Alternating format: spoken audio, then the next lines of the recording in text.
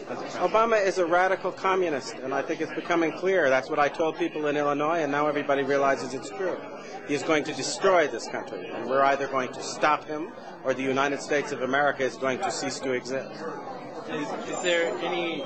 Do you still hold regrets against not having long enough time to debate against President Obama? I don't have any regrets. I went into Illinois. People told me at the time I didn't stand much of a chance of winning. The idea was to bear a true witness. The man is an abomination.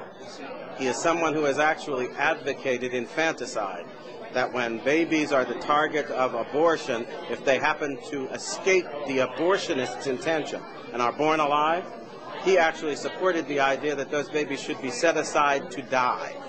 That is a man with such a seared conscience, I can't even understand why anybody in their right mind would consider him worthy of political support. That's a violation of conscience that is inconceivable. And even some of the most hardline pro-abortion people in America rejected that abomination, and he did not.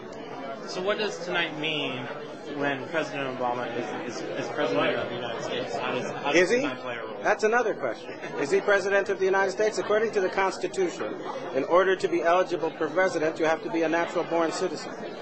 He has refused to provide proof that he is, in fact, a natural-born citizen. And his Kenyan relations say that he was born in Nairobi at a time when his mother was too young to transmit U.S. citizenship. So I'm not even sure he's President of the United States. No, that's not a laughing matter. Neither are many of our military people now who are going to court to ask the question, do we have to obey a man who is not qualified under the Constitution? We're in the midst of the greatest crisis this nation has ever seen. And if we don't stop laughing about it and deal with it, we're going to find ourselves in the midst of chaos, confusion, and civil war. It's time we started acting like grown-ups. How could the policy that President Obama makes in the next couple of years affect activities like tonight?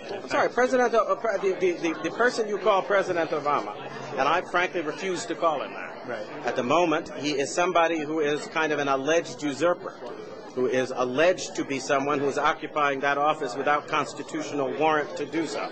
And he's rushing forward with ideas like destroying our borders, an amnesty bill that will actually have the American taxpayer footing the bill for illegals to come to this country to live, to get housing, and to get everything they want.